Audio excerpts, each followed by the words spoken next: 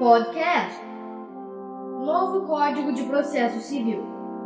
Os artigos 18 a 20. Legitimação para causa, substituição processual e ação declaratória. O artigo 18 do novo Código de Processo Civil dispõe: ninguém poderá pleitear direito alheio em nome próprio, salvo quando autorizado pelo ordenamento jurídico. Parágrafo único. Havendo substituição processual, o substituído poderá intervir como assistente litisconsorcial. A regra, nos processos individuais, é de que a legitimação ativa e passiva para a causa decorre do direito subjetivo afirmado. Da afirmação de um direito próprio decorre, pois, a legitimação ativa para a causa de quem afirma e a legitimação passiva para a causa daquele contra quem, ou em face de quem, o direito é afirmado. Distingue-se da legitimação para a causa a legitimação processual, esta ligada à capacidade.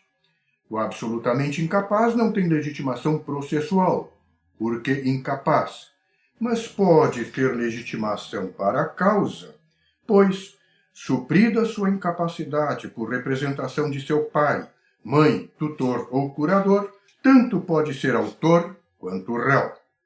Por outro lado, pessoa com capacidade plena, tendo, portanto, legitimação para o processo, de regra, não tem legitimação para pleitear em nome próprio o direito alheio.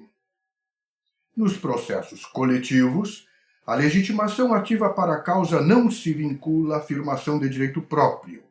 Assim, por exemplo, o Ministério Público pode propor ação ambiental, embora não seja o titular do direito difuso correspondente.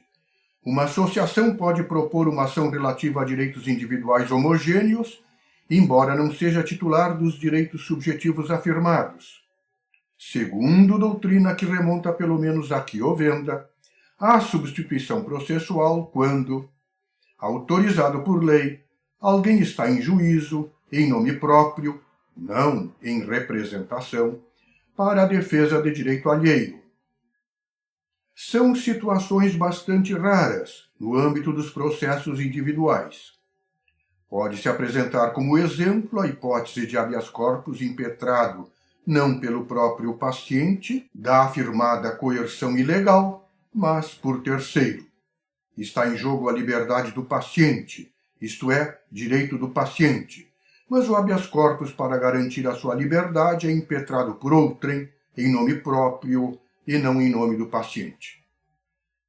A substituição processual é, porém, corriqueira em ações coletivas relativas a direitos individuais homogêneos, em que, por exemplo, uma associação move ação, em nome próprio, em defesa de direitos individuais de seus associados.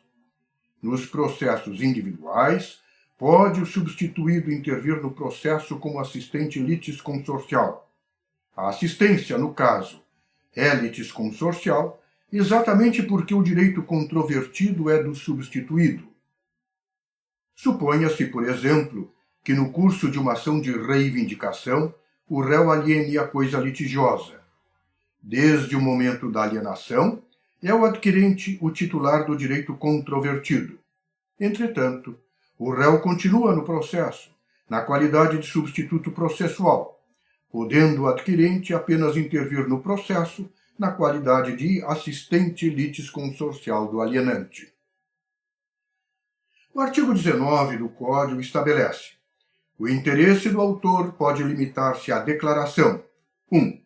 Da existência, da inexistência ou do modo de ser de uma relação jurídica. 2. Da autenticidade ou da falsidade de documento. O artigo 20 estabelece: é admissível a ação meramente declaratória, ainda que tenha ocorrido a violação do direito. Ação declaratória é ação com pedido de decisão meramente declaratória, como, por exemplo, a ação de investigação de paternidade, que objetiva a afirmação da paternidade. A improcedência do pedido implica declaração negativa da paternidade.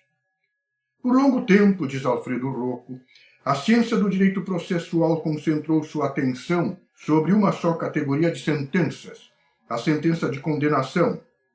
Não que a existência de outras espécies de decisões fosse totalmente ignorada. Sob o nome de ações prejudiciais, os jurisconsultos romanos examinaram ações meramente declaratórias.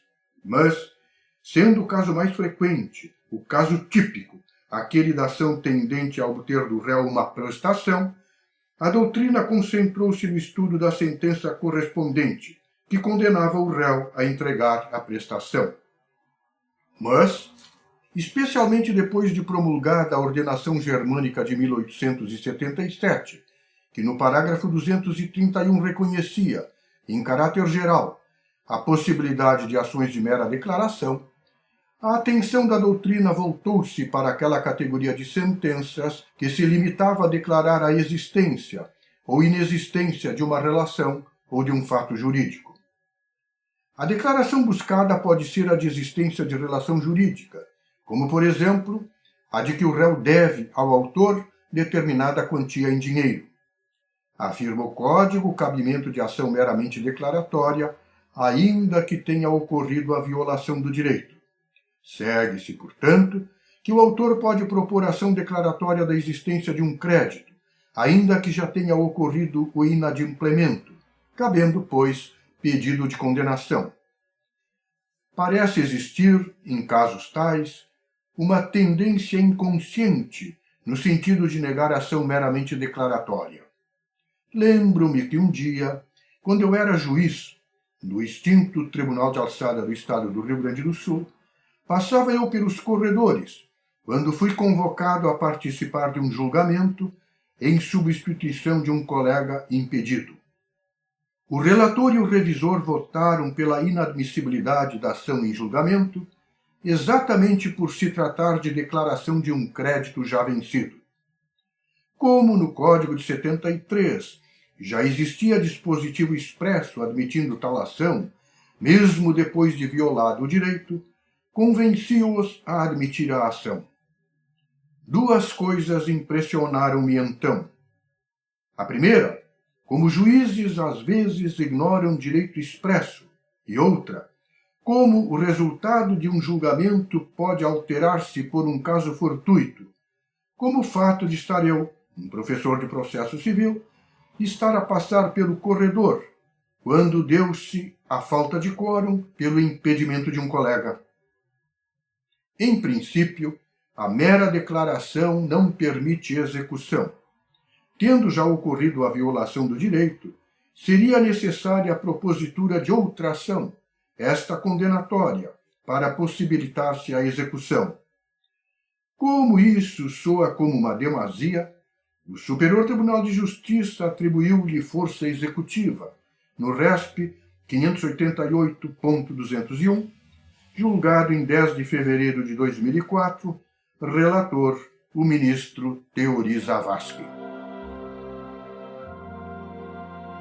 Fim deste episódio.